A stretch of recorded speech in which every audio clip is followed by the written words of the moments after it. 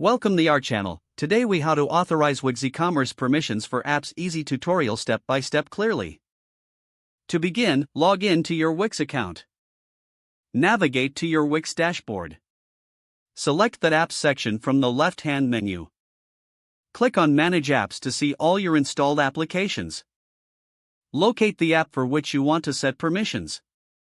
Click on the app to open its settings. In the App Settings, look for the Permissions tab. Click on the Permissions tab to view the available options. You will see a list of permissions the app requires. Review each permission carefully. Decide which permissions you want to grant. Toggle the switches next to each permission to enable or disable them. Once you have made your selections, click the Save button. A notification will appear, confirming your changes. If you need to adjust permissions in the future, repeat these steps.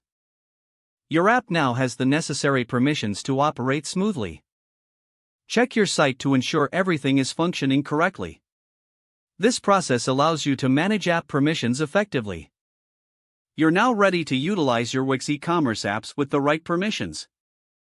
If the page does not load, refresh the browser or try again in a private or incognito window.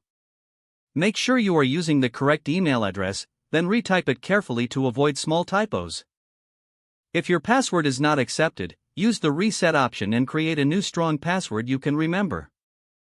Check your spam folder for verification or security emails, then complete any requested confirmation steps. Enable two-factor authentication if available to improve account security and reduce unauthorized access risk. After signing in, review your profile details so your contact information and settings are accurate and current. If you see an error message, note it down and try again after restarting your device and internet connection.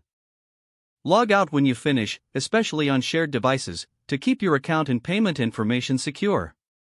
If the page does not load, refresh the browser or try again in a private or incognito window. Don't forget to like this video and subscribe to our channel for more step-by-step tech guides.